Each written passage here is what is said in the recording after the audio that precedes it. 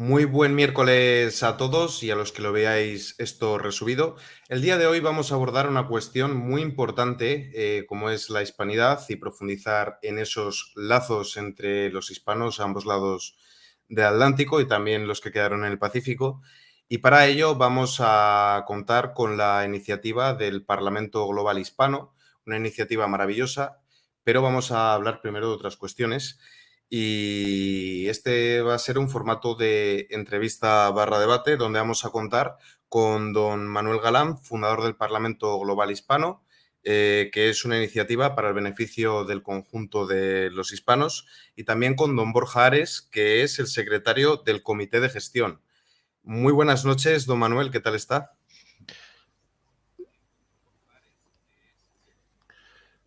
Muy buenas noches, Miguel, ¿qué tal? ¿Cómo estás? Muchas gracias por recibirnos en tu maravilloso espacio.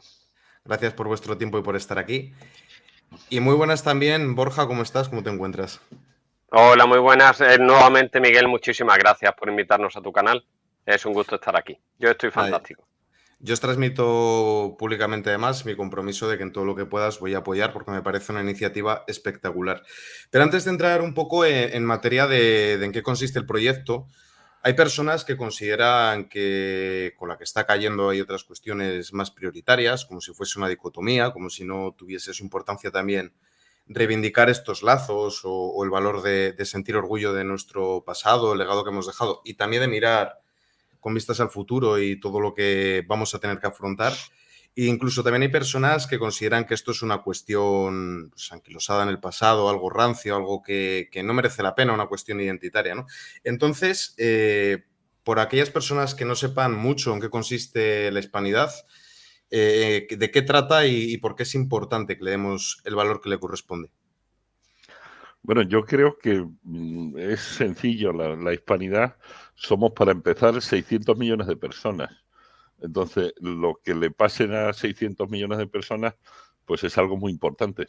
600 millones de personas, podemos pensar que si la humanidad es antigua, pero esas 600 millones de personas están vivos y tienen necesidades, y tienen problemas, y tienen creencias, y tienen ilusiones, y la hispanidad es eso, o sea que no se puede obviar, sería absurdo, sería como decir que obviamos que hay jóvenes, pues es que los jóvenes son un colectivo y no se puede obviar, y la hispanidad tampoco. Y además hay una cosa que para mí es muy importante, y es que yo creo que hay en el mundo muy pocos grupos tan grandes y tan coherentes como los hispanos. Es grande, porque son 600 millones de personas, o sea que es, yo sé, una vez y media la población de Estados Unidos o más, ¿no? Es decir, que es un colectivo muy grande. Y luego, coherente, ¿en qué sentido? En que tenemos muchas cosas que nos unen, muchas cosas que nos hacen en parte iguales. Claro, los humanos somos todos distintos y dentro de un colectivo pues siempre cada persona es distinta, pero tenemos muchas cosas en común.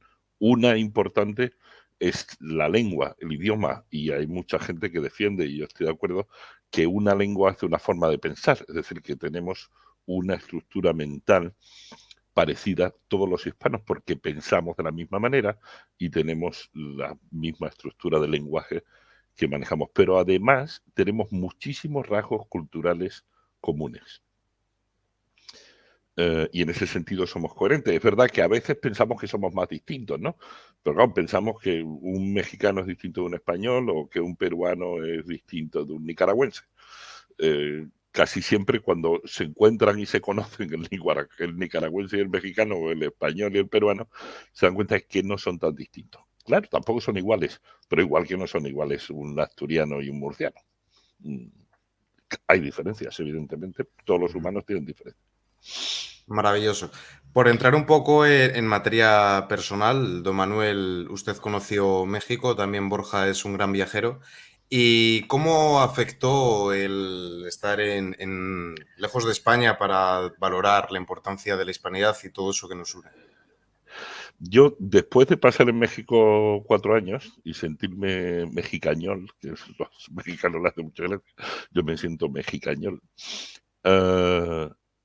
Leí una frase de Federico García Lorca que no lo había leído antes de estar allí, pero que me di cuenta que era muy real lo que dice. Federico García Lorca decía que no se podía entender a España sin haber estado en América.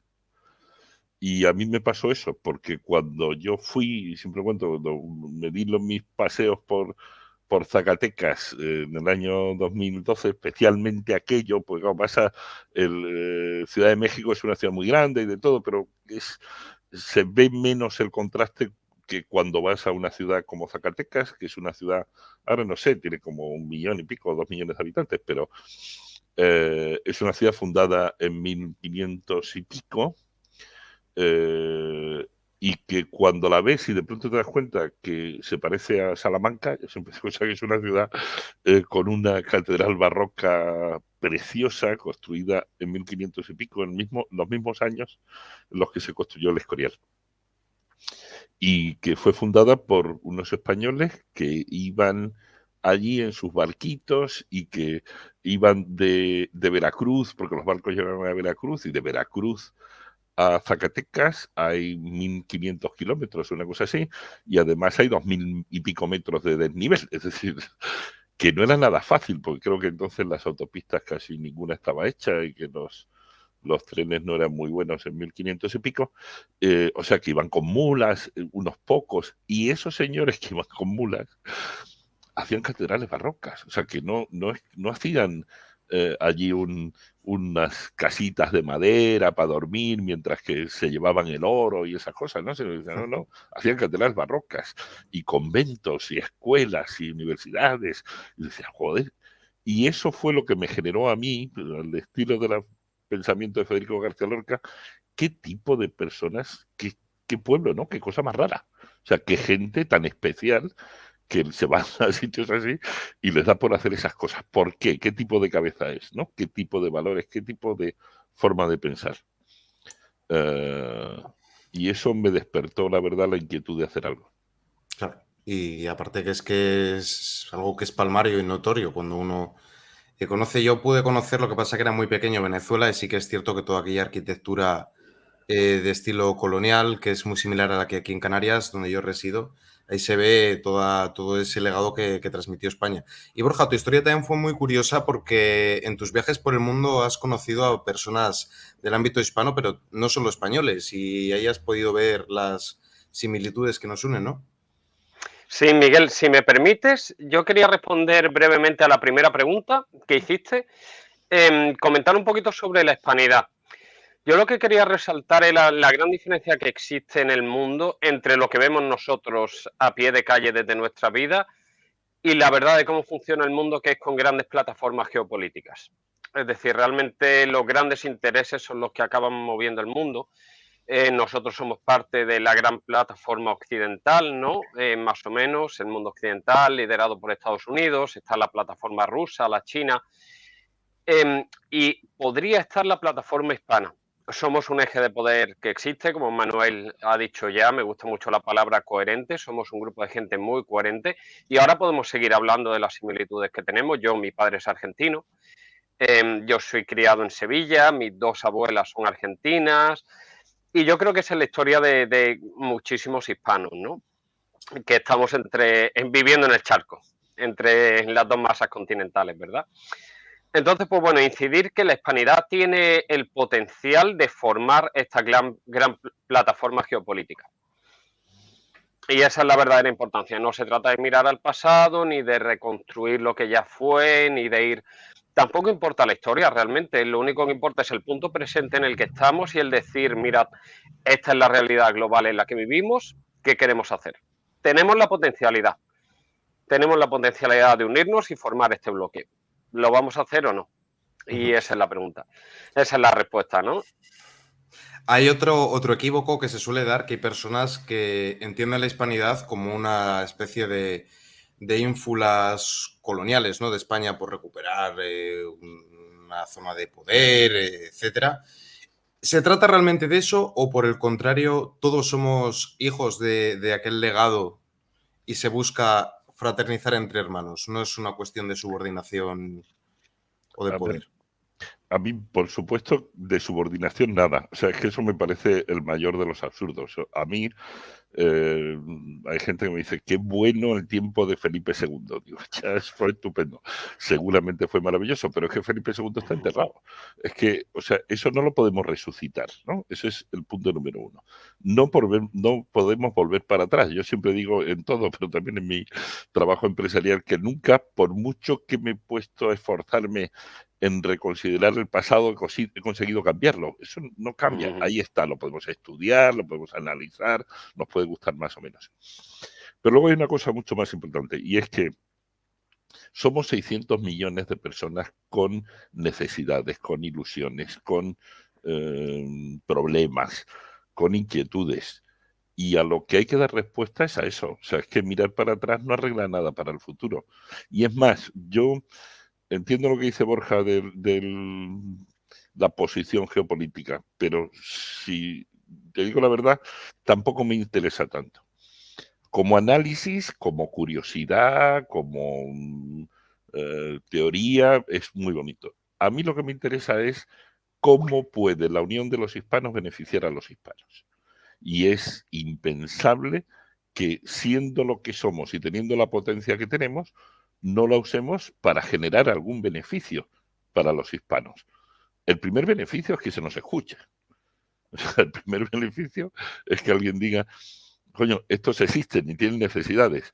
Y el segundo beneficio, para mí enorme, es que se nos respete, que es una de las cosas que más nos falta. Y la gente, los hispanos que viven fuera, que se han paseado por fuera del mundo hispano, y yo en este caso me acuerdo mucho de los que viven en Estados Unidos, que especialmente viven inmersos en una cultura muy diferente, saben lo importante que sería que se les respetara. Simplemente que se respete. Claro. También aquí me gustaría formular ya dos últimas preguntas antes de que comencemos a hablar del proyecto, el cómo, el cuándo, el por qué, el para. Antes de eso, me gustaría formular otra pregunta. ¿El Imperio Español fue un imperio extractivo, como podemos hablar del británico, como también algunos creen, ¿no? También por relatos que se han ido construyendo? ¿O por el contrario fue más una relación de pares, una relación más igualitaria, un imperio generador? Si me permiten, Miguel, nuevamente voy a responder a la pregunta anterior primero. Yo voy así, a mi ritmo. Mira, es que es muy interesante lo que has comentado, porque es una falacia histórica que todos nos creemos a pies juntillas. Piensa en Roma y piensa en el Imperio Romano. En la mente de quién se va a Italia y dice, vosotros los romanos, ¿qué español no va a decir nosotros somos romanos? Hablando en latín, que lo que hablamos es latín evolucionado a lo largo de 2000 años, mezclado y demás, pero no deja de ser una lengua romance, ¿verdad? Entonces nosotros somos tan romanos como lo fueron los italianos, y eso es una verdad que nadie niega. Sin embargo, con la monarquía hispánica, que mal llamamos hoy en día el Imperio Español, la gente no reconoce eso. España, que se quedó con el nombre de el Imperio, bien podía haberse llamado Iberia o de cualquier otra forma, es reconocida como el único autor de todo lo que ocurrió durante esos 300, 400 años, mientras que el resto del mundo hispano es considerado como algo que o bien fue víctima por la leyenda negra o bien simplemente estuvo de lado, ¿verdad? Cuando realmente esas personas que estuvieron allí, los ancestros de los que están allí, no solo los ancestros peninsulares, sino los ancestros mestizos y amerindios, formaron parte activa en construir aquello. Y es tan legado suyo, para bien y para mal, como de la España peninsular, ¿verdad? Por lo tanto, dentro de esa perspectiva, España no deja de ser un país hermano del resto de países hispanos, que nació a la vez. España e Italia, bueno, Italia fue muy posterior, ¿no? España se puede argumentar que también, pero bueno, ya son naciones, estados modernas que surgieron después de la caída de Roma. Y es lo mismo que se puede aplicar a la monarquía hispánica. Una vez cayó la monarquía hispánica, nacimos todos estos estados-nación, España incluido. Entonces hay que tener en cuenta que España es un hermano como tal, una unión hispánica tiene que ser una conferencia de iguales. Posiblemente con México al frente o marcando el paso porque es el titán hispano. Y hay que reconocerlo. En México, el día que México por fin saque músculo, va a ser un músculo impresionante, ¿eh? Muy buena respuesta. Además, concuerdo plenamente con lo que has dicho. Yo siempre he considerado que hijos de todo aquello somos absolutamente todos y que no se puede entender a España, por ejemplo, hablando de la gastronomía, sin la patata que vino de América. La tortilla de patata, que es el plato por excelencia de la gastronomía española, requiere de Claro. América. Voy a El reformular otra gazpacho, vez. Miguel. Y el Perdona, gazpacho perdona. también El con gazpacho tomate. Claro, claro. Y viceversa, eso habría que valorarlo también de, bueno, México, cómo surge, ¿no? Surge, pues, no se puede entender sin lo español, como tampoco se podría entender a España sin lo precolombino. Pues el idioma que se habla mayoritariamente, aunque también exista el zapoteco, etcétera, es el español. Ahí está todo eso. Entonces, sí, yo también lo considero una relación de pares, de iguales, de hermanos, no de una madre con sus hijos, sino de hermanos. Y considero que todos somos herederos de aquella etapa y que tenemos que mirar más a menudo hacia ellos. Pero, claro, ahora, hablando de esto, dije que 2 preguntas, pero no, voy a hacer otra más antes de llegar ya a la última. Muy a menudo nos olvidamos hablamos de España y de Hispanoamérica, pero nos olvidamos de Filipinas, donde lamentablemente pues, acabaron con la vida 1 millón de personas los americanos, la mayor parte de ellos pues, descendientes de españoles o hispanoparlantes, también independentistas filipinos, hay que decirlo. Y también Guinea Ecuatorial, la gran olvidada. También existen. ¿Cuál es la importancia que se les quiere dar? Porque yo entiendo que son también hijos de la hispanidad y que también se debe de velar por ellos. Una cosa sobre la visión del imperio extractivo que decimos. Ahí, perdón. La civilización occidental que conocemos no existiría si en la época hispana y la difusión de España de las tecnologías de aquel tiempo por el mundo. No existiría. Se pueden poner algunos ejemplos, pero que son sencillos. Por ejemplo, no sé si lo sabéis, pero todo el derecho y toda la política moderna del mundo occidental está basada en el derecho romano. ¿Vale? No se conserva ningún ejemplar de códigos de derecho romano en latín. Solo se conservan, en París, por cierto, ejemplares de libros de derecho romano escritos en Córdoba, en papel hecho en játiva y escritos en árabe. Si eso no hubiera pasado, no existiría el derecho romano en Occidente. En el siglo XVI, XVII, ¿sabéis cómo llamaban los ingleses al Océano Pacífico? The Spanish Lake. Madre mía, el lago español. ¿Vale? Así llamaban los ingleses al Océano Pacífico en el siglo XVI y XVII porque ellos eran totalmente incapaces de navegar en aquel océano. Y los españoles, tuvimos una línea regular de carga que funcionó entre Acapulco y Manila, comparada en Guam, durante 270 años. Orden de Manila. 270 años.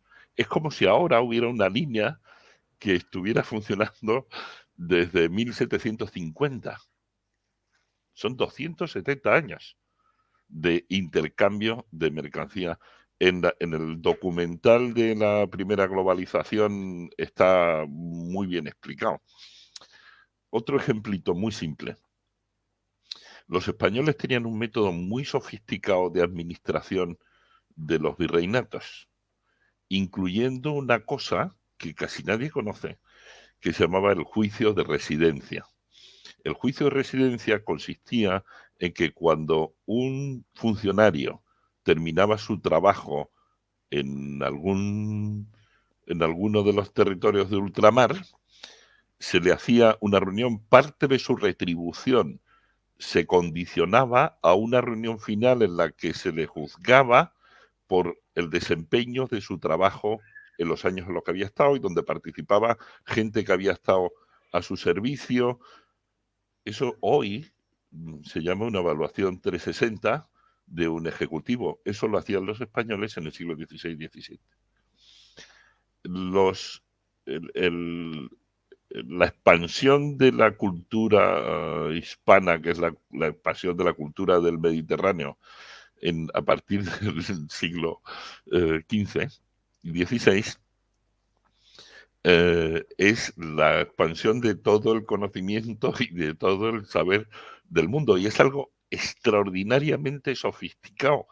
Los españoles empezamos a defendernos de una leyenda negra. A mí lo que no me gusta nunca es utilizar ese término, porque lo que tenemos que hacer es hablar de todo lo maravilloso que hubo y estar orgullosos de eso y contar las cosas maravillosas, pero a veces no lo ves. Es decir, coño, ¿por qué no se cuenta cómo funcionaba el Galeón de Manila o los juicios de residencia? ¿Por qué no contamos que la primera universidad que hubo en Oriente se hizo en Manila, fundada por los españoles? La primera universidad que hubo en Asia. Pero, ¿vale? Hay Yo mucho relato negro legendario. Y también me gustaría apuntar que precisamente donde más se profundiza en él es precisamente aquí en España. Es que no hemos sabido. A ver, a mí hay una cosa en esto que me importa mucho. No podemos caer en el victimismo. La culpa de que eso esté así es nuestra, de los hispanos, porque teníamos que haberlo defendido. Y no lo hemos defendido. O sea, Blas de Lezo decía, no, que un país se hunde no porque no haya gente que pelee, sino porque no hay gente que lo defienda. Y nosotros no hemos defendido eso. No podemos decir, es que los ingleses han sido muy malos. Los ingleses han defendido muy bien su relato y su visión y su hegemonía. Y nosotros no la hemos defendido bien. Ya está. O sea, ¿qué queremos? ¿Que los ingleses defiendan lo nuestro? Pues no, eso no tiene mucho sentido. Concuerdo en que hay que ponerse a trabajar. Borja, ¿quieres agregar algo? Sí, yo quería hacer un pequeño aviso porque tristemente siempre es necesario cuando se dice algo como lo que hemos dicho, que es, por supuesto que hubo abuso, hubo situaciones más abusivas que otras, hubo criminales, hubo un poquito de todo. Desde aquí no estamos pretendiendo presentar una versión de la historia polarizada ni nada de esto. Bueno, entiéndase que las cosas que estamos comentando es para resaltar ciertos puntos, que por supuesto la historia es mucho más compleja. Simplemente aclarar eso, que no lo negamos desde aquí. Quería puntualizar una anécdota sobre lo inglés, ya que estamos un poquitito con todo esto. Sobre el inglés como lengua. Y es que es muy curioso, y la gente no lo sabe en su mayoría, ¿por qué el inglés suena como suena? Es tan particular, porque es una lengua germánica que suena tan extraño. Y hay tanta desligazón entre lo escrito y lo hablado. El tema es que el inglés es una lengua germánica que intenta parecer una lengua romance. Y esta es la verdad histórica. Los ingleses hicieron un esfuerzo consciente por cambiar su pronunciación y hacerla sonar más latina, porque lo germánico era considerado en aquel entonces como bajuno, mientras que lo latino era considerado como muy excelso. No se puede dejar de hablar en Europa de la importancia del Imperio Romano y de los hijos de Roma. Toda la historia europea está marcadísima por eso, y si ves Europa desde esta perspectiva, tiene mucho sentido el Renacimiento, porque fue tan fuerte en Europa, y toda la idea europea, toda la idea latina en Europa siempre ha sido muy fuerte hasta muy recientemente, que ya ha habido como esta hegemonía anglosajona, porque incluso durante las hegemonías germánicas lo latino siempre estuvo muy presente y fue muy valorado. Entonces hoy en día vivimos en un mundo donde tenemos esta concepción muy anglosajona de la existencia. Los valores que priman son los anglosajones. Manuel tiene un artículo que a mí me parece aquí fantástico. Era la última pregunta antes de entrar, era eso, Sí. que tras que nos daban los españoles ser ingleses. Mira, me he adelantado. Continúa, Borja. Es que es muy bueno el artículo. El artículo se llama "Los españoles somos muy malos ingleses". El título ya te lo dice todo. Ya el título es descriptivo por sí mismo, ¿no? Pero es que es verdad, es que nos pasamos la vida intentando ser ingleses y somos malísimos a ello, pero somos muy buenos siendo hispanos y valorando la vida como hispanos y viendo la vida como hispanos e interactuando como hispanos. Yo vivo en Nueva Zelanda, que no lo hemos comentado, entonces yo vivo todos los días la interacción con una cultura que no es la mía, el inglés perfectamente. Pero aún así, y lo mencionabas tú antes, Miguel, entender una lengua, lo mencionabas tú, Manuel, perdona, entender una lengua es de verdad entenderla mentalmente. es comunicarte en la frecuencia en la que ellos se comunican. No es entender las palabras, es entender el concepto profundo que hay para esa cultura detrás de esa palabra, que a menudo es radicalmente diferente al que tienen otras culturas, ¿verdad? Entonces, este proceso de comunicación con ellos siempre es complicado. Es decir, tenemos el concepto de que somos un bloque occidental. Yo siempre hago la broma, ¿no? De que en Europa lo único que tenemos en común es que a nadie le cae bien Francia. Pero si tenemos, si tenemos este concepto de unión y de qué tal, en realidad los saltos culturales que hay entre nosotros son inmensos. Sin embargo, como tú mencionabas antes, que lo dejamos un poquito en el tintero, yo me encuentro con un ecuatoriano, un argentino, un peruano, un boliviano, un cubano, un puertorriqueño, ni te enteras la diferencia, especialmente con Cuba y Puerto Rico. Hay más diferencia entre un andaluz y un gallego que entre un andaluz y un cubano. Un puertorriqueño, por supuesto un canario, ¿no? Uh-huh. Y yo, si quieres, abro ya, le mando a Manuel los españoles somos manos ingleses. Estoy en desacuerdo contigo, a los europeos no nos cae mal Francia. Es una broma, Manuel. Nos caen mal los franceses. No. Los parisinos, que el resto de franceses son un encanto de personas. Sí, bueno, hay de todo. Solo un tema para que veáis una anécdota del idioma. ¿Sabéis, como tú que sabes mucho inglés, Borja, seguro, cómo se dice en inglés sobremesa?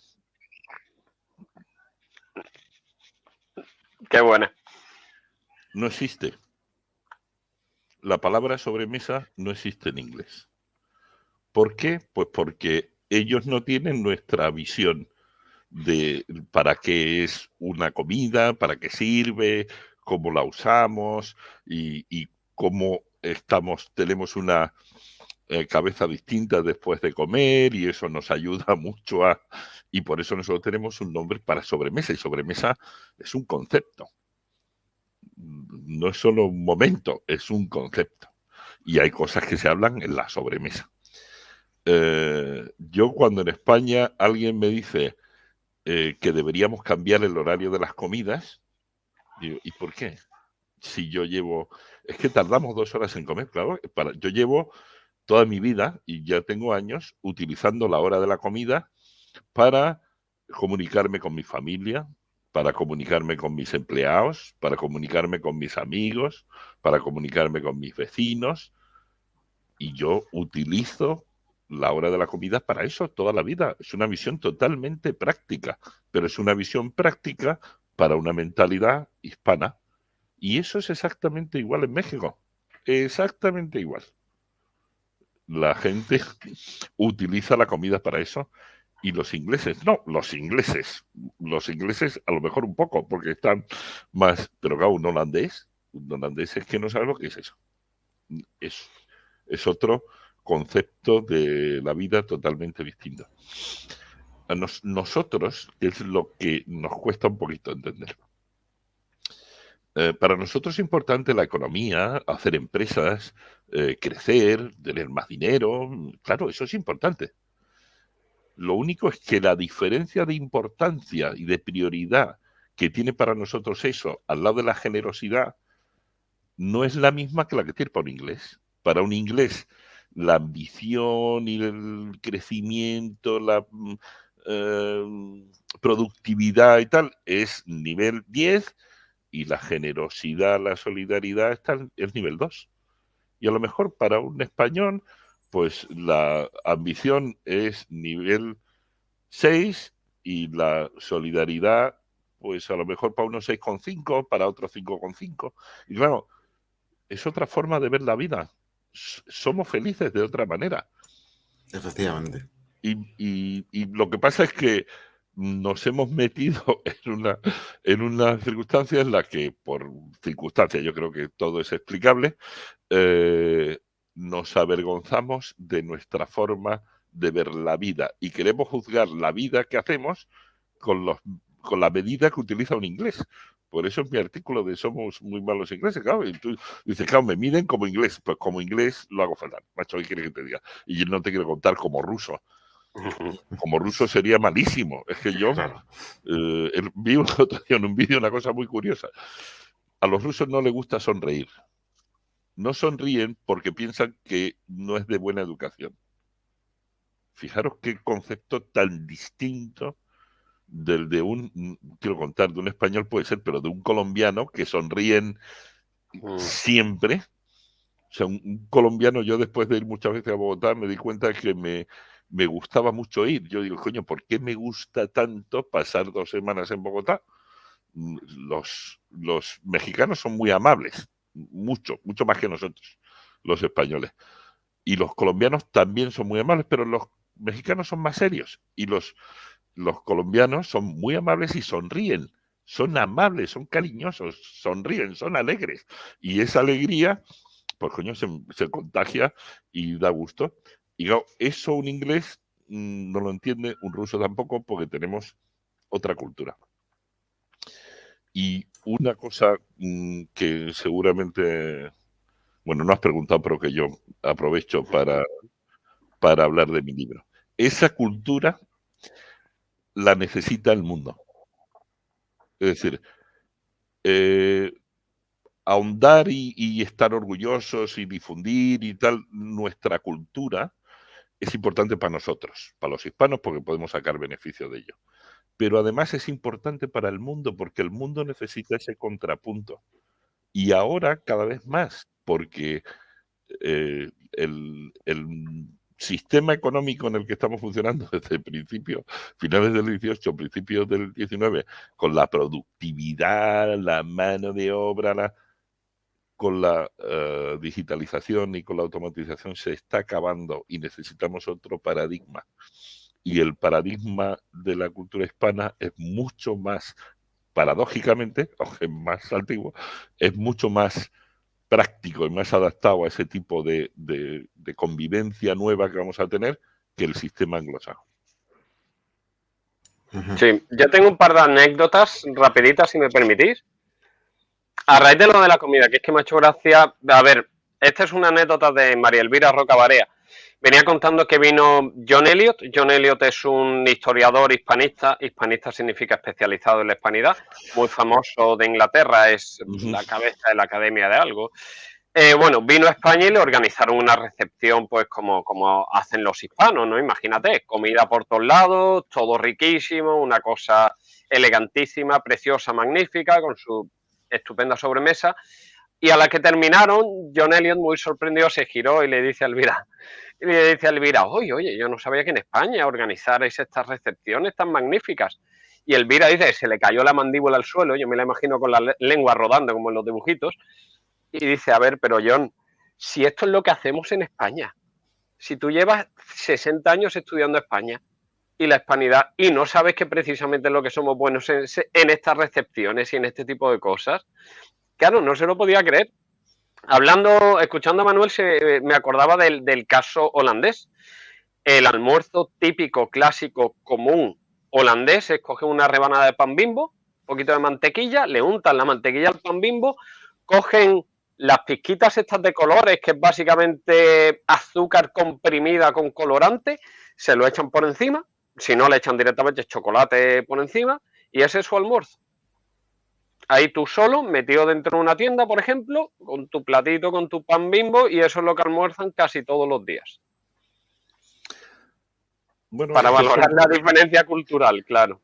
Yo he tenido bastantes holandeses trabajando conmigo en España. Y una de las cosas que me contaban todos y que es muy curioso es que los holandeses, entre ellos, cuando comen en el trabajo, cuando quedan y tal, jamás hablan de cosas personales y, por supuesto, nunca jamás de enfermedades. Nosotros es que llegamos al trabajo y no hace falta que vayamos a comer.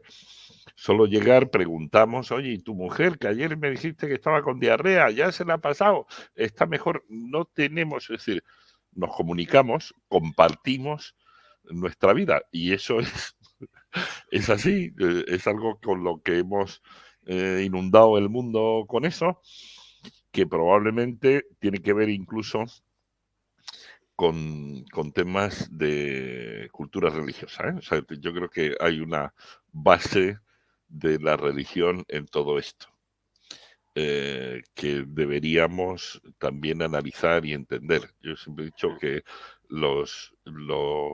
solemos decir que los hispanos somos muy católicos, y yo digo que a lo mejor lo que pasa es que el catolicismo es muy hispano. O sea, que no sabemos quién ha influido en quién, seguramente las dos cosas, porque no en vano los reyes católicos eligieron el catolicismo como su bandera, ¿no?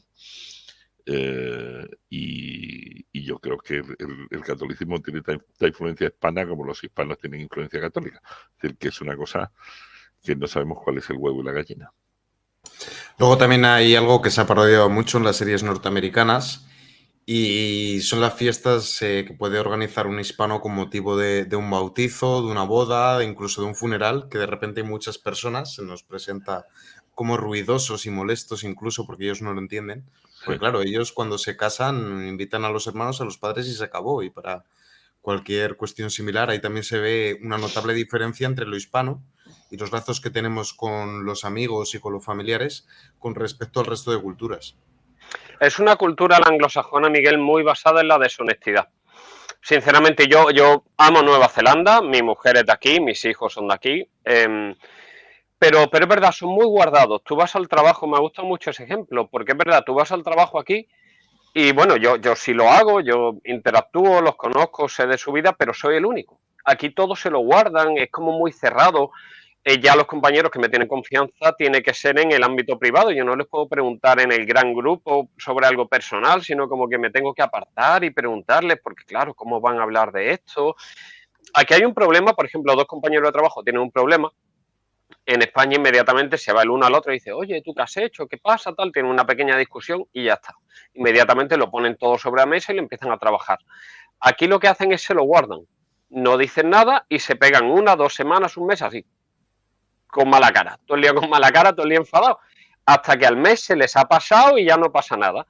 Yo recuerdo una situación de dos compañeros así, por una tontería, y yo diciéndole, pero Ian, por Dios, vamos a hablar, que es que no pasa nada, que habla con este chico, que de verdad, que es una tontería tal, y no les entraba en la cabeza, me decían, Borja, tú es que no lo entiendes, tú esto es que no lo entiendes, tú esperas y ya no pasa nada, ¿para qué vas a tener que molestarte en hacer nada? Tú esperas, y digo, porque te sientes mal, porque tú estás mal, porque llevas 3 días viniendo al trabajo con mala cara y no hay necesidad de que estés así. Pero no eran capaces, no lo entendían. Y ese estar ahí fuera, ese compartirse, ese expresarse sin miedo, esa honestidad para lo que uno es y siente, les cuesta mucho entenderlo. Su mundo es mucho más guardado, mucho más hacia adentro y muy controlado lo que manifiestan hacia afuera. Y a nosotros nos choca mucho porque no es con la honestidad. Al hispanoamericano, le cuesta un poquitito con España porque en España es verdad que tendemos a ser mucho más rectos, mucho más directos en la forma en la que nos expresamos y a veces se siente como arrogante para el americano. Ellos lo sienten como, uy, qué arrogante este español, qué tal, y es simple y llanamente porque equivocado o no, el español normalmente te va a decir lo que piensa y ya lo que tú consideres de eso, pues bueno, en ti queda, ¿verdad? Sin embargo, aquí no, aquí el compartirse y el expresarse de forma sincera, de verdad, es un evento muy raro y lo hacen de una forma muy diferente. Mira, yo creo que hay una película que refleja muy bien cómo es la cultura inglesa, y la historia ha sido así, que es Memorias de África. ¿Cómo pueden pasearse por un continente sin contagiarse, sin que se les pegue nada del continente? O sea, ellos van y ponen sus tiendas y toman el té como si estuvieran en Londres, en medio del continente africano. Y nunca, por ningún sitio que han ido, se les ha pegado nada de lo que tenían alrededor. Por eso es imposible. Lo del mestizaje ya es vamos, una cosa que es que ni se les ocurre. Pero es que ni siquiera se les pega nada. Es imposible. Es que, para empezar, les falta algo que los hispanos tenemos mucho, que es curiosidad. Nosotros tenemos curiosidad, nos gusta entender este señor que está allí, cómo es, qué hace, por qué se come saltamontes o por qué hace no sé, y nos interesa y nos queremos enterar. Y esa curiosidad tiene otra parte de la moneda, que es respeto. los ingleses nunca han tenido ni curiosidad ni respeto. Y por lo tanto, cuando han llegado a un continente, lo que han hecho ha sido intentar utilizar puramente el territorio. Si no, si hubiera estado vacío, mucho mejor. Y si no, la mayoría de las veces lo han vaciado. Yo digo que a los españoles, a diferencia de los ingleses, siempre nos ha gustado más ligar que matar. Y a los franceses, a los ingleses siempre les ha gustado más matar que ligar. Entonces, por eso nosotros hemos hecho el mestizaje. Nos gusta más ligar que matar. Y es una cosa así de simple. Entonces, claro, pues coño, si vamos a un sitio y hay gente, nos gusta ligar además en sentido amplio, o sea, nos gusta ligar a los hombres con mujeres, a las mujeres con hombres, pero también nos gusta ligar con amigos y nos gusta mezclarnos y entender, porque tenemos esa curiosidad que se convierte también en respeto. Y eso lo tenemos, yo lo he visto, es que yo lo he vivido en México. Claro, los mexicanos, como los que nunca han venido aquí, pues piensan que son muy distintos y son iguales. Pero vamos, es tan anecdótico como yo siempre lo cuento, ¿no? De las primeras veces que yo iba a un restaurante en México, decía que tenían de postre y me decían, tenemos un postre muy típico mexicano, que es el arroz con leche. Y decía, de puta madre, cojones. Sí, señor. Sí, señor, esto es algo muy, muy típico mexicano. Estamos totalmente mezclados y somos una civilización, los hispanos, extraordinaria, que el mundo no se puede perder. Incluso con los trajes típicos de indígenas, que es donde uno esperaría encontrar más diferencias con lo español, en teoría, ¿no? Por el relato que se ha construido a lo largo del tiempo, te das cuenta de que hay una similitud increíble tanto en los diseños como en los colores con los trajes regionales que tenemos aquí en España, que prácticamente son iguales. Son iguales. Los suyos tienden a ser más coloridos y le han dado su propia personalidad y a mí me parecen hermosísimos. Pero sí, los pones en negro, los pones con colores mucho más sobrios y son trajes españoles, esperamos, indistinguibles. Y invito a todo el que no lo sepa, que se ponga a buscar, que lo busque en Google, que no te lo vas a creer. Los trajes tradicionales españoles y los americanos son iguales, pero iguales. Y luego, para que estemos orgullosos, los que nos gusta esta civilización, hay una cosa de la que tenemos que estar orgullosos. Nosotros llevamos, yo creo que desde 1850 o algo así, que nos dimos por fastidiados y abandonamos, ¿no? Como que, bueno, ¿qué le vamos a hacer? Entre que tuvimos reyes más o menos torpes en esa época y tal, pues se nos fue estropeando todo. Y los ingleses decidieron que era una oportunidad estupenda para cargarse aquella cosa tan dura que había, que era la enorme hegemonía de lo hispano en Occidente. Lo decidieron, pues eso, yo qué sé, al principio del siglo XIX, 1800, cuando empezaron las independencias, 1820 por ahí, pero no lo han conseguido. Han conseguido dividirnos, pero tú te paseas por Hispanoamérica o por Filipinas o por Guam y ves que han conseguido muy poco, porque los ingleses no tienen la capacidad de permeabilidad para influir en los sitios donde van, solo saben aniquilar. Y si no pueden aniquilar, no pueden hacer permeabilidad.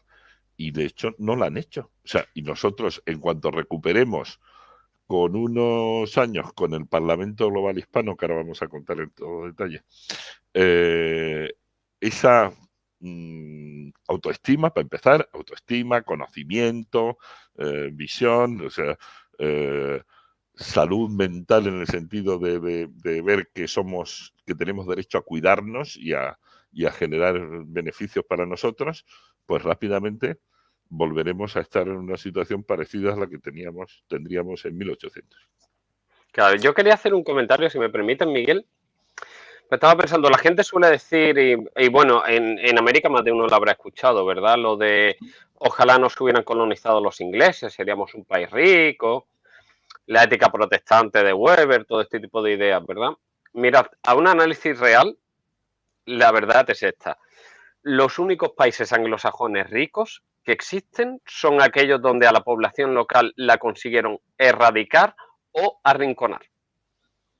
Todo país que estuvo en la órbita anglosajona, en el que no pudieron mandar o matar a todos, es un país pobre.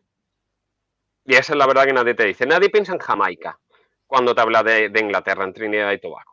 Todo el mundo se va a Australia, Nueva Zelanda, Estados Unidos. Bueno, y en África, los maravillosos ejemplos que hay de... En África es que es increíble, ¿no? O en la India.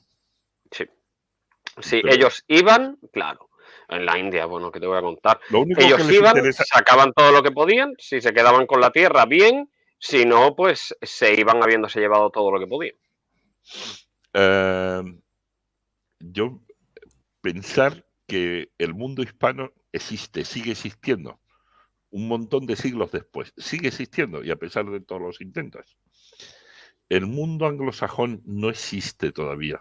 Hay gente que me dice el Imperio Americano. No, el Imperio Americano, Estados Unidos lo que ha hecho ha sido una ocupación militar de territorios. No hay ningún Imperio Americano. No ha existido, no existe. No existe ningún país que se sienta parte, es que no existe. Eso no ha existido, no lo han conseguido, pero porque no lo tienen en la cabeza. O sea, los romanos hicieron una extensión de su cultura por el mundo gracias a la tecnología y a la administración. Eran muy buenos administradores y eran muy buenos tecnólogos, la tecnología de su tiempo, claro. Y eran muy buenos organizadores de ejército, de administración, de todo, ¿vale? Y los españoles éramos muy buenos organizadores, que lo habíamos aprendido de los romanos, y teníamos una cosa maravillosa que nos hacía llegar a todas partes, que era, que lo seguimos teniendo, y si no, aquí tenemos el ejemplo de este señor en Nueva Zelanda, y es que somos muy audaces, siempre lo hemos sido. Y eso de irnos, la gente que iba en barco a Veracruz y se iba a Zacatecas y hacía la catedral románica, barroca de piedra rosa de Zacatecas, que es una auténtica preciosidad, eran, para empezar, audaces, muy audaces, porque hay que ser muy audaz para hacer eso, ¿vale? Y eso es el núcleo de lo que somos. Y la audacia es un valor maravilloso para todo, para la empresa. Por eso seguimos teniendo hispanos que van por ahí y triunfan. Dice, ¿por qué? Pues porque son muy audaces, se atreven con cosas que otros no se atreven. Y triunfamos, con eso triunfamos en muchos sitios y lo tenemos que desarrollar más. Perfectamente. Pues sí, y yo de hecho es que considero que, bueno, herederos del Imperio Romano somos prácticamente todos los europeos, pero sobre todo España, porque tú comparas la manera de hacer de España con el Imperio Romano y se nota que somos sus herederos, mientras que a los ingleses se les nota que vienen de lo anglo y de lo sajón, porque los germanos llegaron a las islas, sometieron, erradicaron y se acabó. Los romanos no. Los romanos enseñaron el latín, construyeron sus calzadas y los españoles hemos ido un poco a semejanza. Luego los ingleses han hecho de lo que vienen, que es precisamente el someter. Me gustaría que entremos ya en materia de dar a conocer el proyecto del Parlamento Global Hispano, proyecto que yo he podido entender gracias a que así me lo han facilitado Manuel y Borja, un proyecto muy ilusionante. Me alegra que por fin se materialice esto en actos, porque claro, las ideas del hispanismo estaban flotando en el aire, era algo que era palpable, pero claro, ponerse a trabajar, lo que comentaba antes Manuel, de no quedarnos en el victimismo, pues es muy importante. Y por fin tenemos un proyecto que se atreve a embarcarse en esta travesía que es muy complicada, porque claro, hay varios tipos de intereses, hay que entender también que esto es una cuestión transversal, que no sabe de ideologías, y hay personas que pueden malmeter entendiéndolo de otra manera. Entonces, ¿qué es? ¿Cuándo surge? ¿Por qué? ¿Para qué? El Parlamento Global Hispano yo creo que es algo que todos estarán preguntando y por cierto, que la gente sepa, para quien lo vea luego esto resubido o lo vea ahora, que en la descripción tenéis la red del Parlamento Global Hispano para que luego podáis entrar a informaros más en profundidad. Cualquiera de los dos si puede dar respuesta y luego también, pero eso ya más adelante, me gustaría que explicarais cómo funcionáis, cómo son los grupos de trabajo y qué pueden encontrar cuando lo conozcan. Pero primero, ¿qué es, cómo surge, para qué? Mira, ¿cómo surge? Yo creo que yo empecé a darle vueltas a cómo organizar esto paseándome por Zacatecas, ¿no? Es decir, de esto de decir algo hay que hacer, ¿no? Algo hay que hacer que sea práctico, que ponga en valor esa realidad que hay y hay que hacerlo. Le he dado muchas vueltas. Primero monté una cosa que se llama IPH, que es lo que ha sido, digamos, el germen del Parlamento, donde la primera visión en la creación de IPH es tenemos que crear cosas que tiendan a la integración de los países hispanos. La integración de los países hispanos no significa unirnos todos en un solo estado, en un solo... Significa dar pasos en temas que nos vayan integrando en el sentido económico, en el sentido cultural, en el sentido de comunicarnos, en un montón de cosas, ¿vale? Lo siguiente que pensé es que tendría que ser algo hecho por la sociedad civil. Yo creo que en esto hay que ser pragmáticos y tampoco hay que rasgarse las vestiduras. Esto que nosotros estamos haciendo a los políticos no les interesa. Los políticos, la verdad es que a veces me enfadan mucho, pero la verdad es que también muchas veces me dan lástima. Es decir, son gente con una vida muy triste, son interinos permanentes, o sea, es gente que tienen un trabajo y que no sabe que los pueden echar. Mira, en España tenemos un buen ejemplo ahora de uno que lleva 3 años y antes de llegar a nada ya se lo están quitando. Y por lo tanto eso hace que se concentren mucho en cuidar su sitio, en cuidar su puesto, en buscarse la vida. También hay algunos que se cuidan de otras cosas mucho más terribles y más feas, pero no es muy difícil que puedan tener la ocasión de pensar en cosas más grandes o más generosas, porque es que están muy preocupados por su propia supervivencia y su propio puesto. Por lo tanto, lo que pensé es que esto era una cosa que había que hacerla sin los políticos, no contra nadie, pero sin los políticos. Los políticos se agarrarán a esto cuando esto flote y cuando esto sea un transatlántico, entonces querrán subir, seguro. Pero mientras, no. Y por lo tanto hay que hacer algo sin los políticos. Segundo, hay que hacer algo pensando en el futuro. Algo que sea útil, que sirva para los hispanos. Esto es algo que definía muy bien Borja. Es para los hispanos, no es para los hispanistas. Los hispanistas son todos aquellos hispanos y no hispanos, porque también hay que no son hispanos, que les gusta mucho la hispanidad y la historia de la hispanidad y tal. Y hay luego muchísimos hispanos a los que esa historia o les es indiferente, o no la conocen, o incluso no les gusta. Pero da igual, lo importante es que lo que se haga desde el Parlamento Global Hispano tiene que estar pensado para todos los hispanos, o por lo menos para todos los hispanos que quieran. Si hay alguien que dice que, bueno, no quieren estar, pues oye, no quieres estar. O si hay alguien que tiene ideas muy locas de basar cosas en la violencia o en tal, por supuesto que no estaremos en eso. Pero tiene que ser una cosa que sea, pensando en el futuro, útil y para todos los hispanos, de la sociedad civil, pensando en el futuro, y para todos los hispanos. Para mí esas son las 3 coordenadas básicas. ¿Que hay hispanos que son muy religiosos? Pues bienvenidos. ¿Que los hay que no son tan religiosos? Bienvenidos. Solo hay una cosa que hay que pedir, pero que para los hispanos no es muy difícil. Respeto. Respeto de unos por los otros y de los otros por los unos. Respeto de verdad, profundo, que tenemos que entender y asumir que hay gente que es de una manera y hay gente que de otra, ¿vale? Esas son las coordenadas, por ahí empieza, ¿no? He estado como 4 años dándole vueltas a esta idea. he hecho intentos anteriores de ponerlo en marcha y yo creo que como la idea no estaba suficientemente redonda, no funcionaron. Y bueno, pues el último fue un poco antes de la pandemia y la pandemia me lo terminó de matar. Y ahora, pues hace un par de meses hemos empezado un intento nuevo y yo creo que esta es la buena.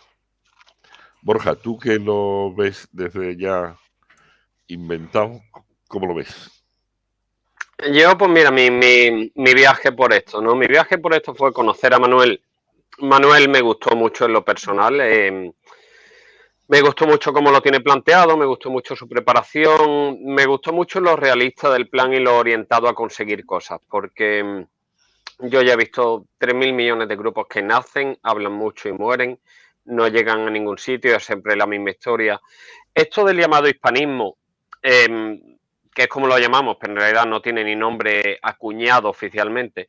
Pero bueno, son un montón de brotes separados que están saliendo, un montón de ideas sueltas de grupos de individuos que se unen, 10, 20, 30, 40. No se organizan bien en la mayoría de los casos, surgen iniciativas y la mayoría mueren. Posiblemente las iniciativas que más estén resultando sean los proyectos de difusión, ¿no? Como Patricio Lons y otros. Pero bueno, es un tema complicado y claro, de repente aparece Manuel con un proyecto verdaderamente bueno, con mucha experiencia en gestión de proyectos, bueno, no sé si ahora Manuel quizás quieras compartirnos un poquitito sobre tu experiencia, que yo creo que es interesante y aporta, y viéndolo desde dentro es fundamental que haya alguien con tu experiencia organizando un proyecto al que yo veo muy complejo y que tú siempre me dices, este es sencillo, esto es muy sencillo, Borja, pero bueno, para mí es muy complejo. Una vez entré en el Parlamento y ya empezó la cosa a rodar, estoy muy impresionado porque siento que estamos benditos, la verdad. Como que todo se va alineando a nuestro paso. Las puertas se van abriendo, las resistencias son las menos, la gente lo está cogiendo muy bien, hay mucha ilusión. Incidimos mucho en lo que ha dicho Manuel, que es fundamental. Aquí no importa la historia, no importa si alguien cree todo lo que se cuenta de la historia española y quiere entrar, perfecto, y nadie le va a discutir su opinión histórica. No importa si tú crees que Simón Bolívar era un santo o era un psicópata, no importa, nada de eso nos afecta porque queremos construir el futuro desde el presente. Y eso es muy importante. Y en eso yo creo que es donde somos más fuertes y donde lo tenemos mejor. Buen plan, buena organización y buena perspectiva. Perfecto, maravilloso. ¿Qué va a encontrar, antes de que hablemos de los grupos de trabajo y tal, que eso igual puede sonar ahora un poco, qué va a encontrar la gente cuando se interese por el Parlamento Global Hispano? Y por cierto, deciros que donde se ve claramente la importancia de lo hispano, lo que comentábamos antes, de que somos prácticamente 600 millones de hispanoparlantes, es que en todo momento en el chat hemos contado con argentinos, con mexicanos, con peruanos, además de con españoles, que eso es una cosa que en las redes sociales se ve muy claro el canal de comunicación tan grande que tenemos ahí a través del idioma. ¿Qué va a encontrar las personas en las redes del Parlamento Global Hispano? Yo creo que una de las cosas que ya va a encontrar es ilusión.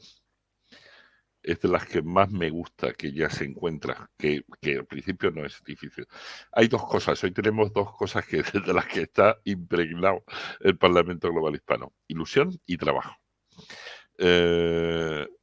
No es una cosa simple, lo que estamos construyendo es una cosa compleja.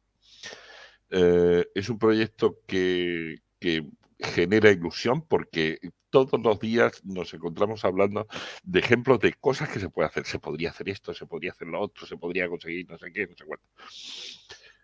Y luego tenemos un trabajo organizado que nos permite trabajar y avanzar. Hay mucho por hacer, pero claro, el trabajo gusta cuando te das cuenta que das un paso y has avanzado 1 metro, ¿no?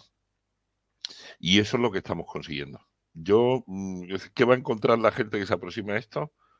Ilusión y trabajo. Perfecto, maravilloso. Vale, pues entonces, si os parece, antes de dar paso a las preguntas que han ido formulando, que ha habido varias, la audiencia, que tenemos a más de 200 personas aquí escuchándonos, dedicándonos su tiempo, muchísimas gracias a todos. ¿En qué consisten los grupos de trabajo y cuál es la organización interna? Porque de esta manera cualquier persona que venga con ganas de aportar, de ayudar, de colaborar, va a encontrar cómo poder hacerlo, cómo aportar, cómo participar, compartir, etcétera. ¿Cuál es la manera de actuar del Parlamento Global Hispano? Borja. Yo me estaba distrayendo un montón porque has comentado el chat y me he ido a verlo y qué guay, qué guay. Aquí Chile, Guatemala, la gente mandando saludos, 200 personas, se ve muy activo.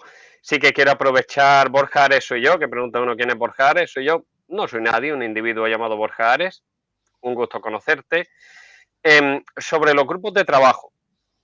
Perdonad el interín. Sobre los grupos de trabajo, tal como lo hemos dividido ahora mismo, estamos divididos en 4 grupos de trabajo. El primer grupo se encarga más de reglamentación, estatutos, es más como un grupo de abogados, por decirlo así, lectura y redacción y ese tipo de cosas. El grupo 2 es el grupo de medios, que hay varios tipos de medios, va desde el apartado más tecnológico, la creación de la base de datos para el registro de votantes, de parlamentarios, todo el sistema de votación, los medios económicos para que el Parlamento se sostenga en el tiempo, son necesarios medios económicos, ¿no? Entonces el grupo 2 engloba todos los medios, grupo 3 es el de movilización, es un grupo más orientado a la difusión, a hacer llegar a la idea, a explicarla bien, a comunicarse con la gente, a obtener, por supuesto, votantes y parlamentarios. Y el grupo 4 es el grupo de administración, que es un grupo un poquito de secretariado que se encarga del buen funcionamiento un poquito de todo, de la intercomunicación entre todos los grupos. Así como una visión somera y ya podemos ahondar un poquito más si queremos. No sé si Manuel quiere puntualizar algunas cosillas. A ver, yo me gustaría que nos pusiéramos en un momento dentro de 15 años, ¿vale? Vamos a intentar trasladarnos a dentro de 15 años y cómo es el escenario que veo yo dentro de 15 años. Dentro de 15 años, el Parlamento Global Hispano existe, es muy importante, está constituido por, digamos, 300 personas elegidas por hispanos de todas partes. Se le reconoce a nivel mundial, se le consultan cosas,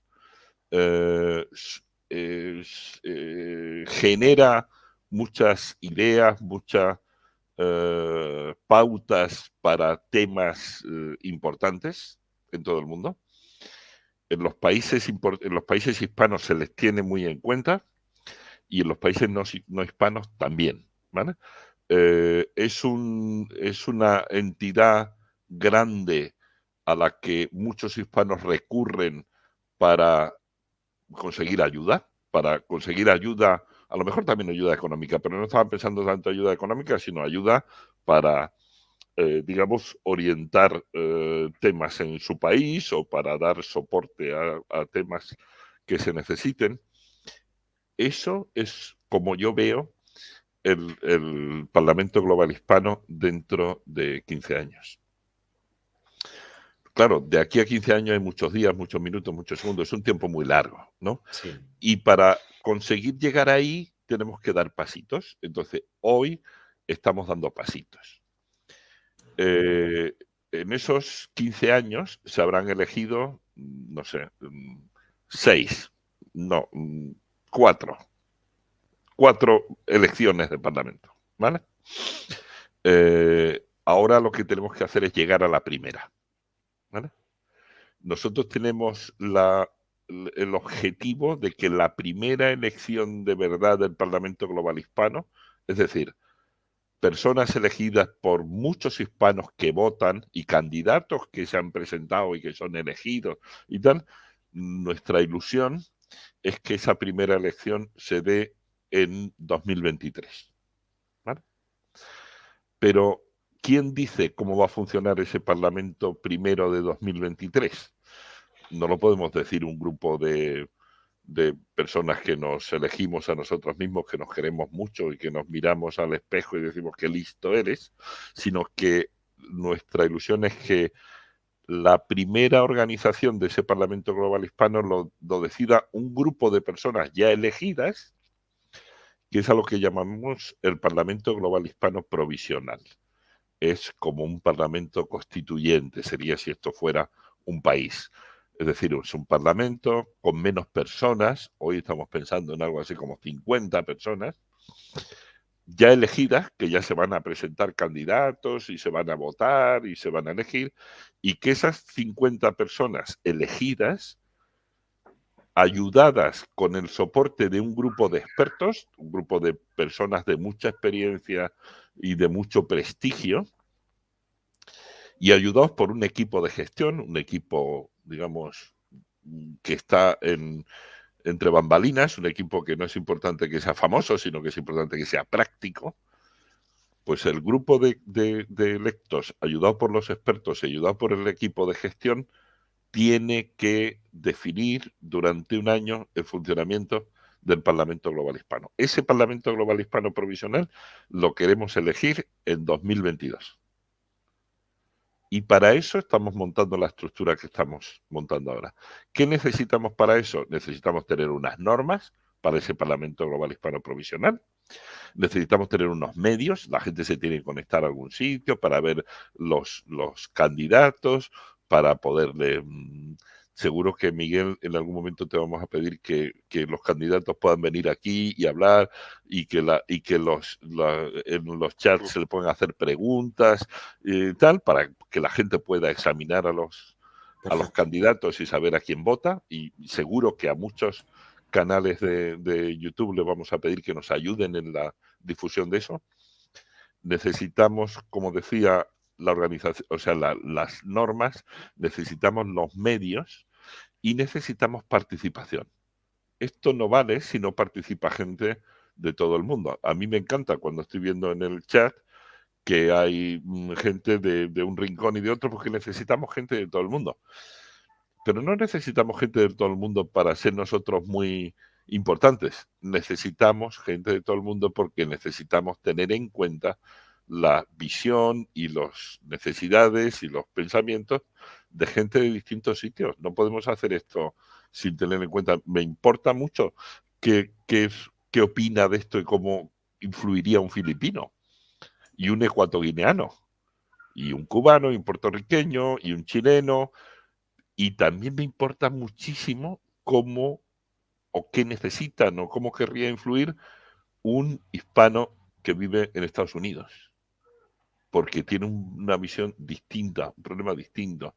O hispanos que viven en Europa, pero en Londres, o hispanos que viven en China, o hispanos que viven en África y que no son ecuatoguineanos, sino que viven por ahí repartidos, incluso hispanos, incluso podemos tomar la opinión de hispanos que viven en Nueva Zelanda, que me han dicho que hay algunos que son hispanos.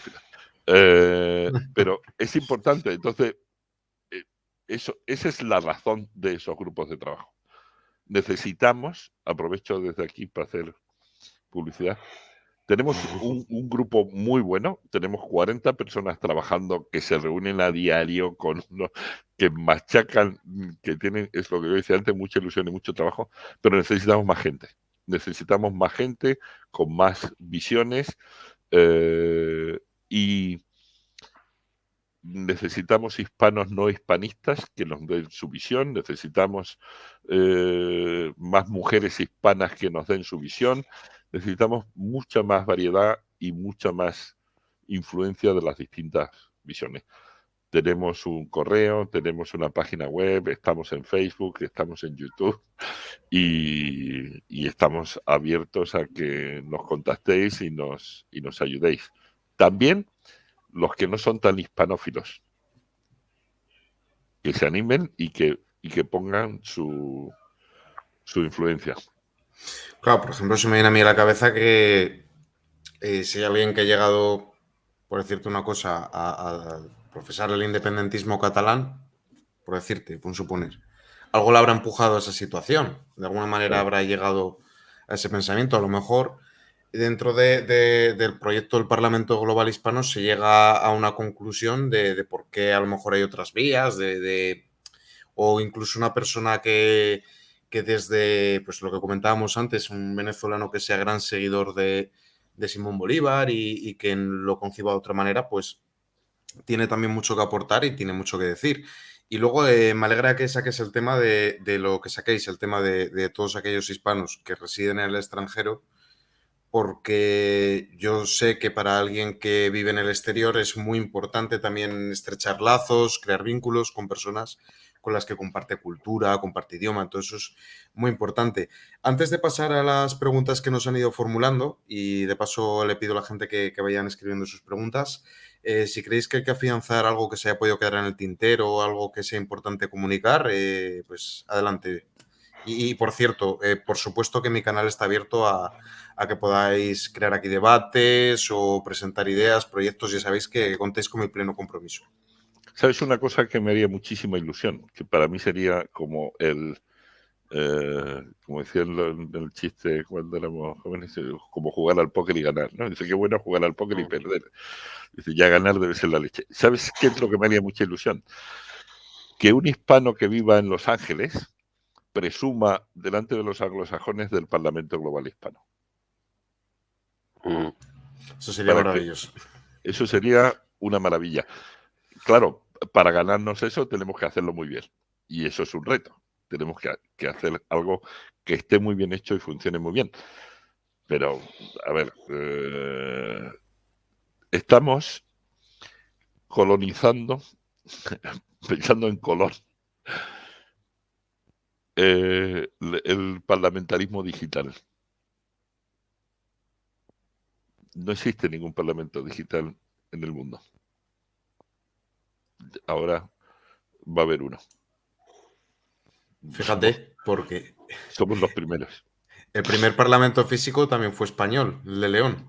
Sí, pues claro. Es que no podía ser de otra manera, tiene que ser algo de creación hispana, es que es claro. lo lógico y lo coherente. Claro. Muy bien visto, Miguel, iba a traer yo el dato, pero muy bien visto. Es que muy bien visto. Somos audaces y esto pues es un proyecto, lo decía Marcelo Gullo el otro día muy amablemente en una charla que tuvimos, que le gustaba mucho de este proyecto la audacia.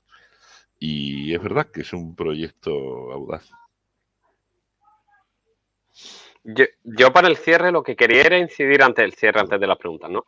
Era en eso, en la gente que esté interesada en particular, en participar, en ver un poquito más el proyecto, preguntar particulares y demás. Tenemos todos los sábados una sesión de introducción que es a las 20:30 hora peninsular española.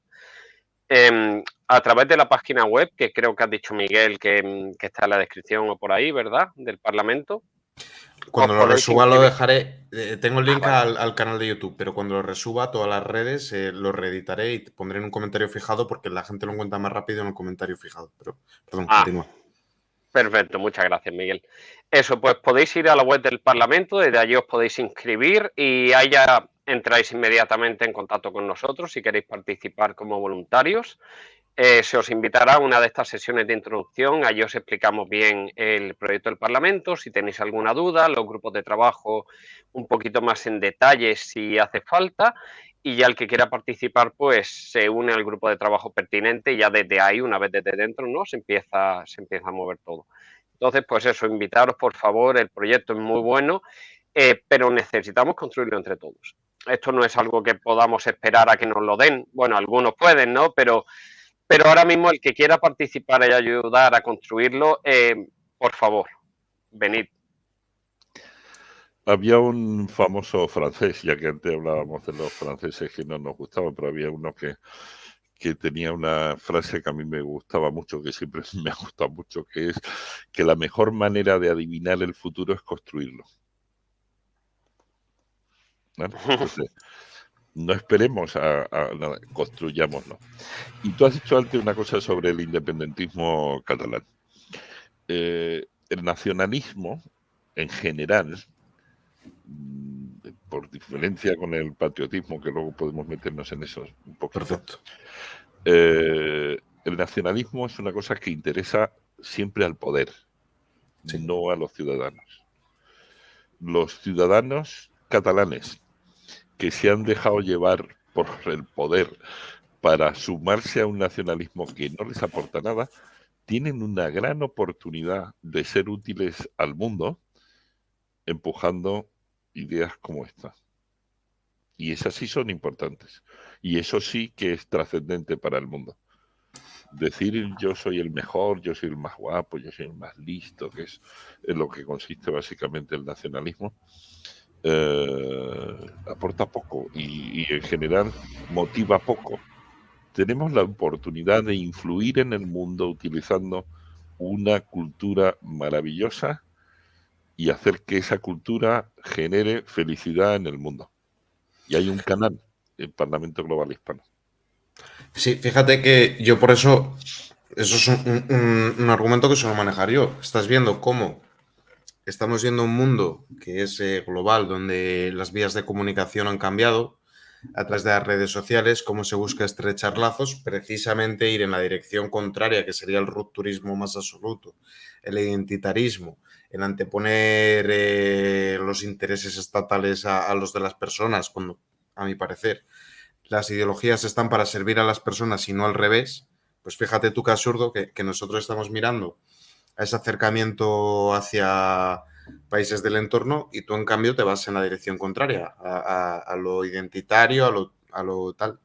Es una cosa que yo también es otro de los intereses que tengo, porque mira, nosotros estamos hablando de estrechar lazos, pero fíjate que hay gente trabajando con todo la parafernalia ya montada, con todo el rollo institucional, trabajando precisamente lo contrario, en fragmentar, en dividir, en romper, en levantar muros, cuando las personas lo que tienen que hacer es ir en la dirección contraria. Pues si os parece bien, voy a dar paso a las preguntas o queréis aportar algo más. Voy a hacer una última reflexión muy breve que me has dado tú, y es que yo creo que a ti ya te lo he contado alguna vez, Miguel, pero a mí me gusta mucho llamar la atención a la gente sobre lo bonito de esto porque es algo que están haciendo desde abajo, desde la gente, y posiblemente es la única vez en nuestra vida que lo hemos visto. Es un movimiento que no viene impuesto desde las élites, no viene financiado a través de dinero y empujado por bajo la garganta, ¿no? Por la garganta de muchos, sino que es algo que genuinamente están haciendo de la gente. Es un sentir que tenemos, es una hermandad que vamos reconociendo unos y otros cada vez más, lo cual es también bellísimo, el hecho de que dos personas que aparentemente están tan distantes y de naciones separadas sean capaces de verse y entenderse como una unidad, como hermanos.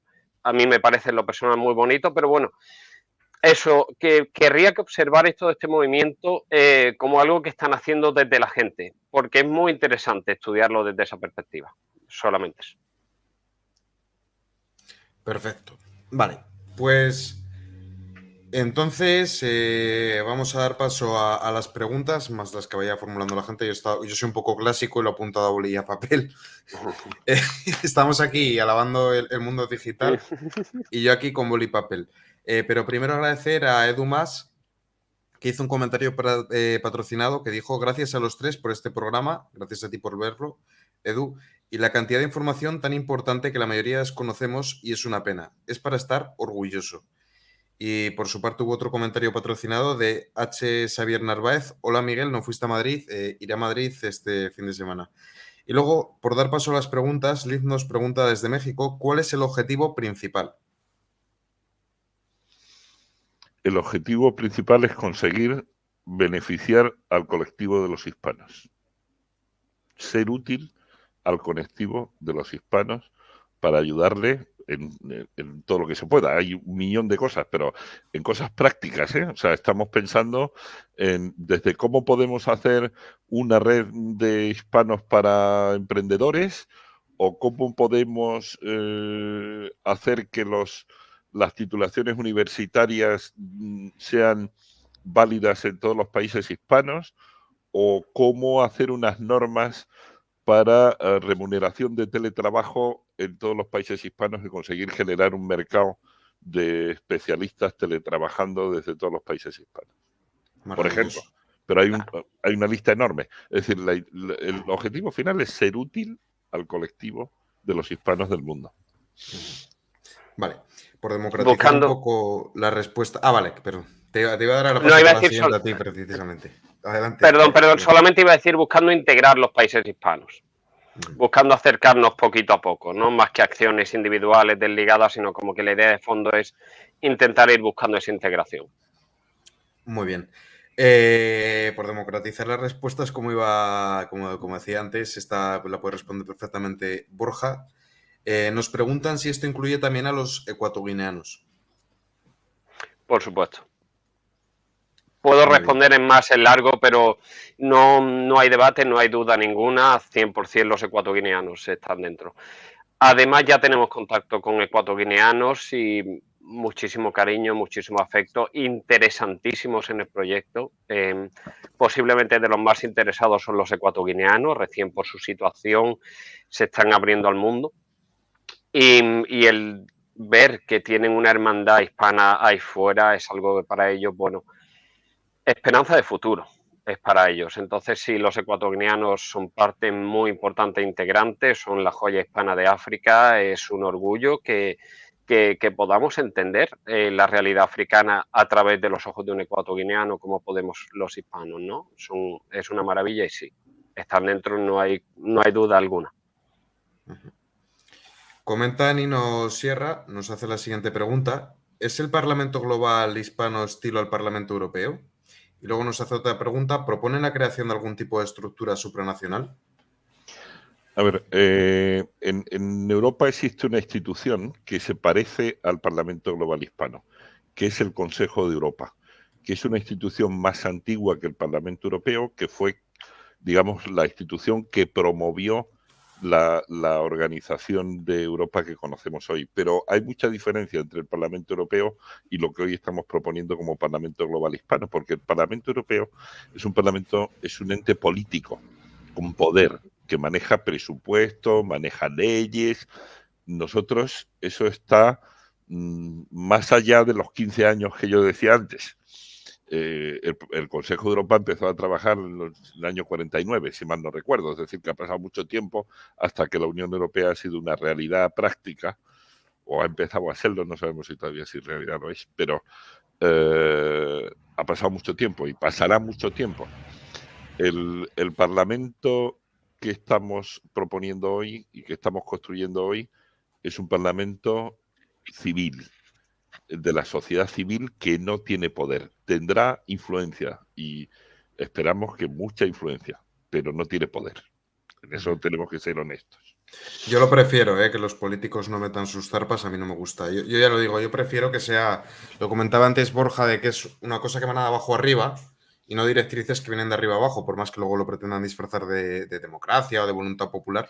Claro. Realmente, cuando los políticos se meten en un proyecto, al final acaban anteponiendo intereses, ya sean personalistas, electorales, etcétera, cuando es mucho mejor que esto sea un clamor popular, una demanda popular, para que así todos los partidos se tengan que hacer eco y eso se materialice en hechos y no solo en palabras. Mi opinión, ¿eh? Pero bueno. Hombre, yo creo que hay una imagen muy gráfica que define cómo debe ser la relación del Parlamento Global Hispano con los políticos, por lo menos en los primeros 15 años. Los niños, los bebés y los niños no deben ver cine de terror. El Parlamento Global Hispano no tiene por qué relacionarse con los políticos hasta que no sean mayores de edad. Totalmente. Exacto. Completamente de acuerdo. Y nos pregunta también Chaverra, ¿el Parlamento será virtual o en algún momento llegará a ser físico? A ver, el Parlamento será virtual, digital, es decir, su reunión, su actividad, su funcionamiento, sus elecciones serán digitales, como serán todos los parlamentos dentro de 50 años. El nuestro va a ser el primero que es digital, pero los demás van a ser todos digitales. Ya alguno es casi digital, es decir, porque el Parlamento español pues se reúnen ya cada vez menos y hacen votación, televotación casi siempre. Yo creo que cuando yo decía esa imagen de dentro de 15 años, el Parlamento tendrá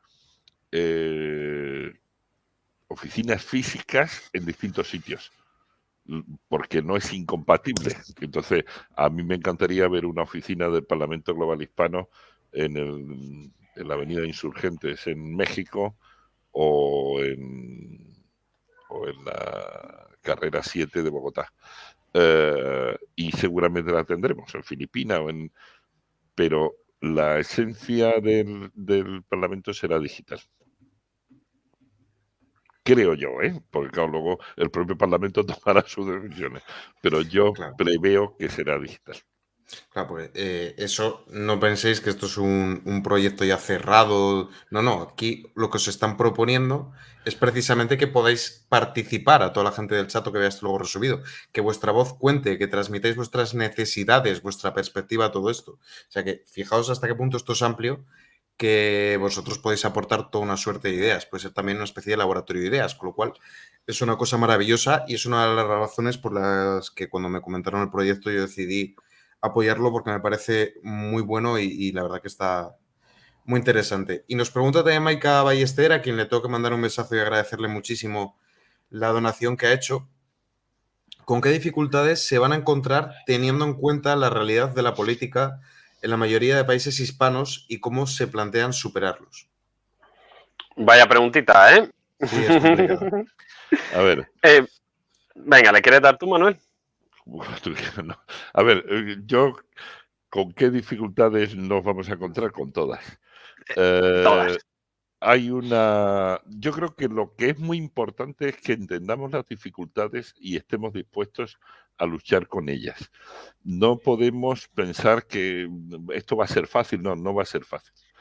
La política en muchos países hispanos, yo diría que también en muchos países no hispanos, pero en muchos países hispanos está totalmente fuera de la realidad. Parecen obras de teatro. No es real, no están pegados a la realidad.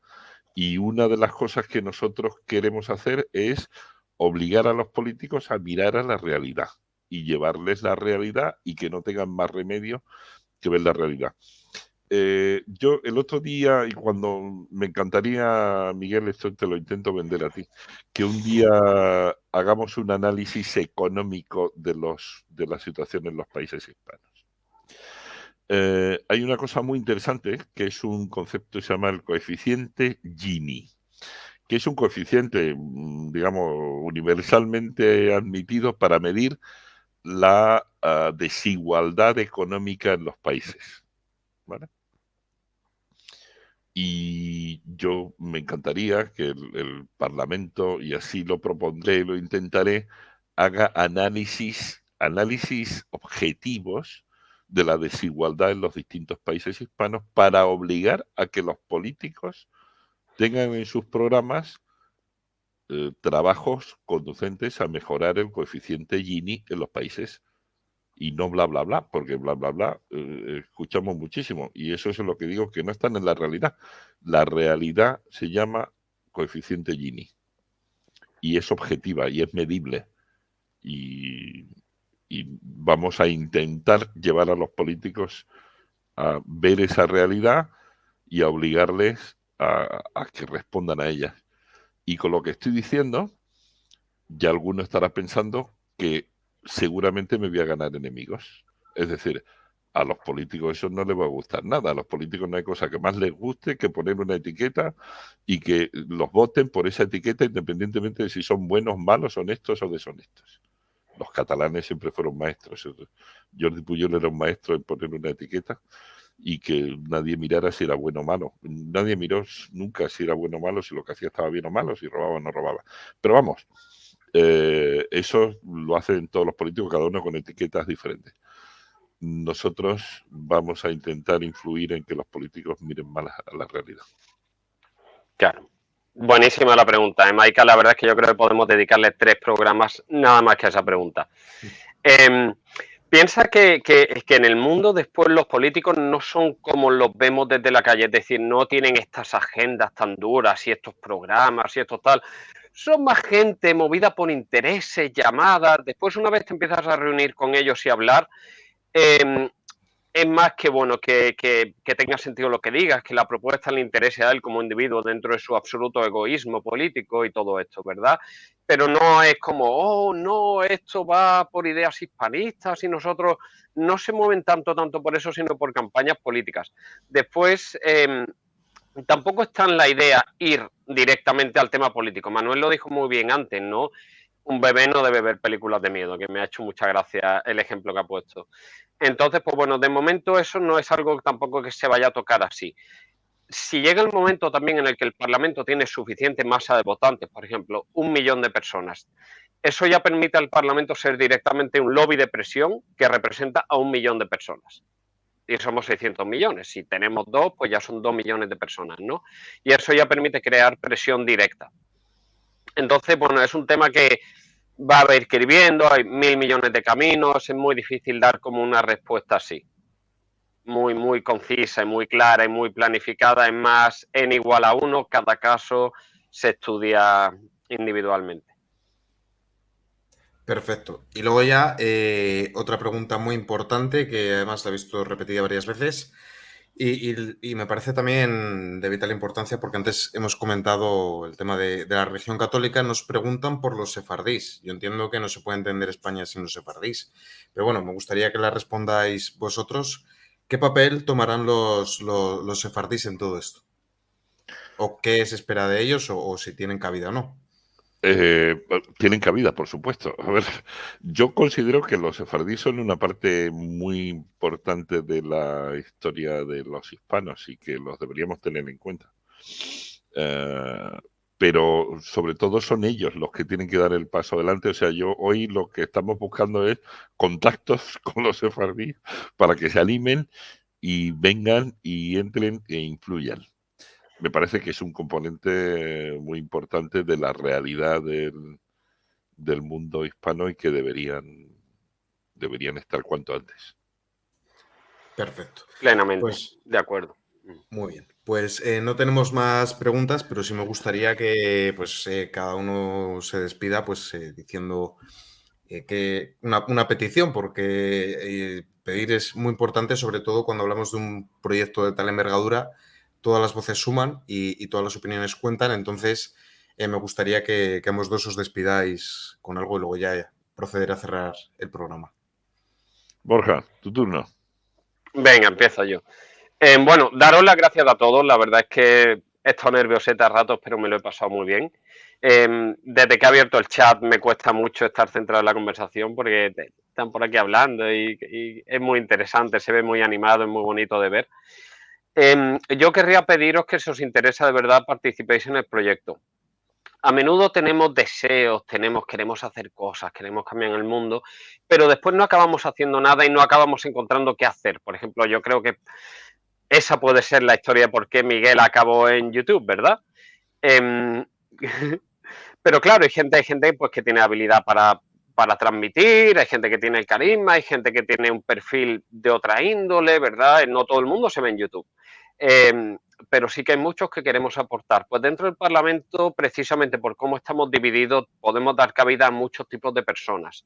Entonces, no te cohibas, ven por favor si te puede interesar. En particular, abogados y tecnólogos, así muy en genérico, nos vendrían ahora mismo muy bien, pero cualquier persona es bienvenida. También lo que comentó Manuel, mujeres, nos gustaría incrementar la representatividad femenina dentro del Parlamento, porque su voz se escuche, y también hispanoamericanos. Nos vendrían bien más hispanoamericanos. Había un guatemalteco por aquí, todavía no tenemos ningún guatemalteco, ¿podéis creer? Pues bueno, invitaros a todos a participar, a contactarnos, a hablar con nosotros, resolver todas las dudas y a sumar. Bueno, repetiría todas las palabras que ha dicho Borja y yo os quería animar, si tenéis la inquietud de influir en el mundo, si os parece que en el mundo hay cosas que cambiar, si os parece que en el mundo hay cosas que se deberían enfocar hacia otro punto de vista y hacia otra dirección y en otro camino, pues tenéis una oportunidad estupenda que es participar aquí. Participar en los grupos de trabajo, desde luego, pero también participar votando y participar presentándoos como candidatos. Ya está abierto un registro en la página web nuestra, podéis entrar y registraros y a partir de ahí os iremos pidiendo información para que podáis ser votantes o candidatos. No necesitáis pasar por ningún intermediario, no necesitáis pertenecer a ningún partido, no necesitáis, solo tenéis que presentaros, contar vuestras ideas, os vamos a dar la oportunidad para que presentéis vuestras ideas y vuestros enfoques y que os voten en Buenos Aires, en Madrid o en Manila. ¿Vale? Pues mira, ya habéis encontrado una mujer mexicana y abogada. Ya la he visto. Maravilloso. Perfecto, sí, qué bien, Liz. Qué bien. Además, Será un gusto conocerte. Liz suele estar en mis programas y es un encanto de mujer.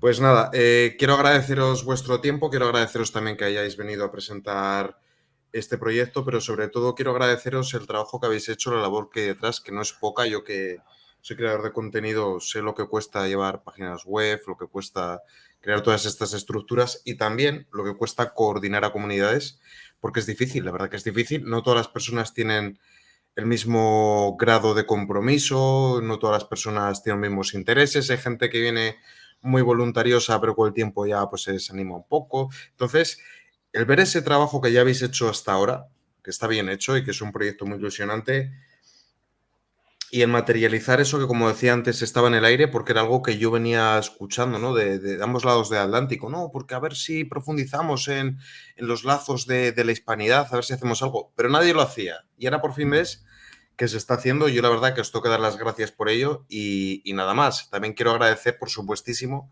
a toda la gente que nos ha visto y a la gente que nos verá cuando esto esté resubido. Y nuevamente gracias por venir y por haber estado aquí. Muchas gracias. Muchísimas gracias. En esos grupos que trabajamos tanto, además, como somos hispanos, nos lo pasamos bien. Claro, pues de otra manera. Pues nada, muchas gracias a todos. Me despido. Nos vemos. Adiós.